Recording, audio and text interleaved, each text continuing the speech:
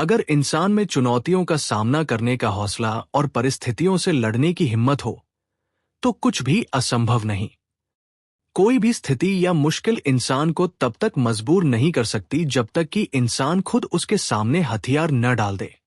ये real life प्रेरणादायक कहानी हमें बताती है कि ऊंचा इंसानी हौसला किसी भी चुनौती को मात देने के लिए सक्षम हो सकता है।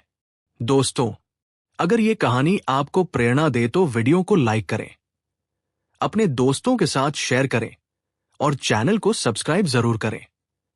ये बात उस समय की है जब मैं कॉलेज में पढ़ता था।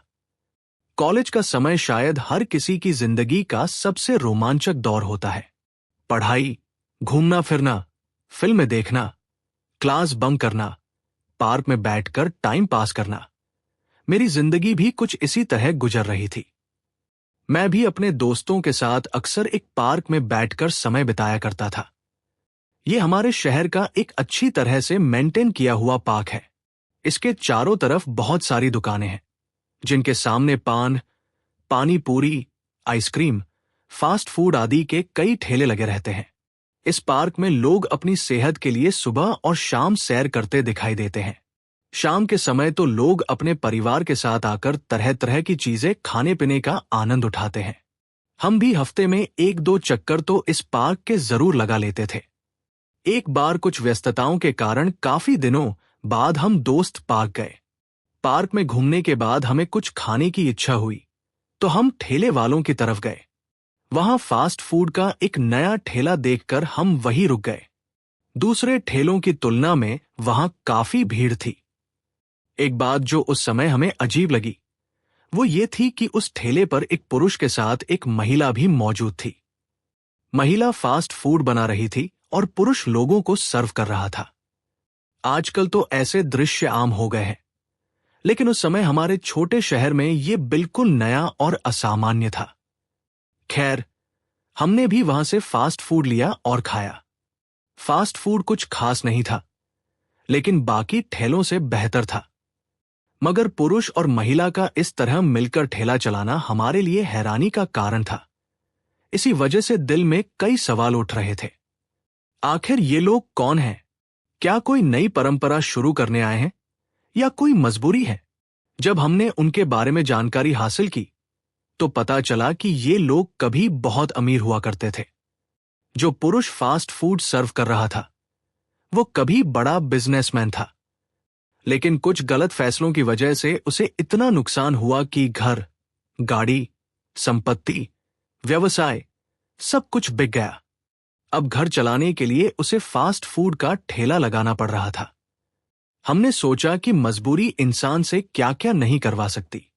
जो आदमी कभी करोड़पति था और जिसके घर नौकर चाकर थे, आज वह सड़क पर ठेला लगाकर लोगों को फास्ट फूड दे रहा है। हम दोस्त अक्सर पार्क जाते रहते थे और हमने उस ठेले को हमेशा वही देखा।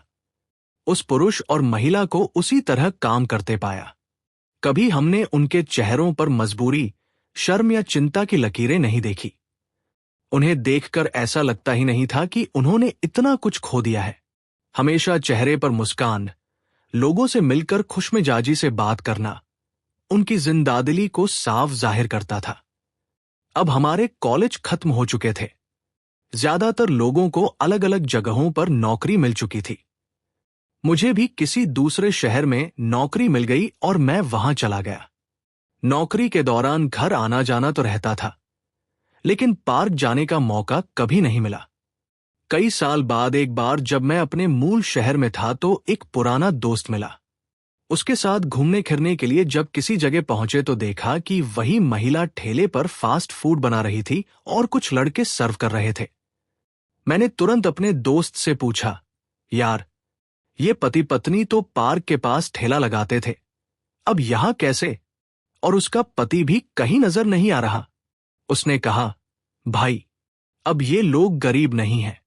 शहर के सबसे पॉश इलाके में उनका मकान है, अच्छी खासी संपत्ति बना ली है।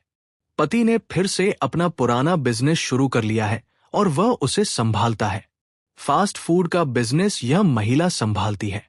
इस इलाके में छात्रों की संख्या ज्यादा है, इसलिए शाम के समय यहां ठेला लगाते हैं।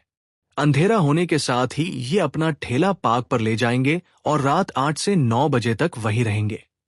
तो देखा दोस्तों, कैसे एक इंसान ने मुश्किल में भी अवसर खोज लिया। उसने ठेला लगाकर गुजर किया तो क्या, लेकिन वहां भी सही योजना और मार्केट स्टडी की। यह देखा कि किस समय और किस जगह ज्यादा बिक्री हो सकती है। एक करोड़पति आदमी ठेले पर काम करते हुए भी जिंदा दिल रहा। उसने अपने अतीत को खुद पर हावी नहीं होने दिया। जो काम दूसरों के लिए मुश्किल हो सकता था, उसने उसे पूरी लगन और मेहनत से किया।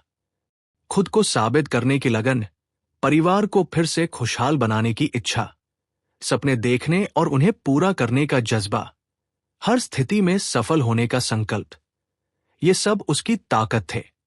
अगर उसकी जगह कोई और होता तो इतना नुकसान होने के बाद शायद खुद को संभाल नहीं पाता, पागल हो जाता या किसी बीमारी का शिकार हो जाता।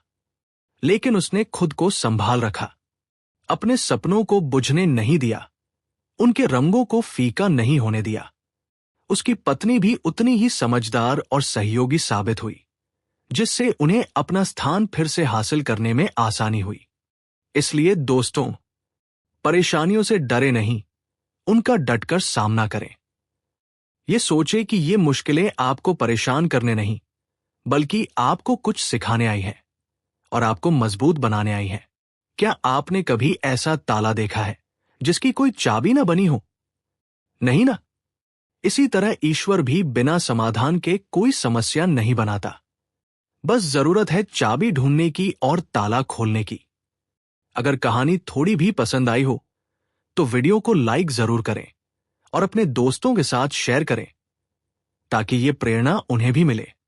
और हां, ऐसी शानदार और प्रेरक कहानियों के लिए सब्सक्राइब करना न भूलें, ताकि आप हमारी नई कहानियां मिस न करें। कौन जानता है, अगली कहानी आपकी जिंदगी बदल दे। आपका एक सब्सक्राइब हमें और बेहतर कंटेंट बनाने का हौसला देता है। धन्यवाद दोस्तों, अगली कहानी में मिलेंगे।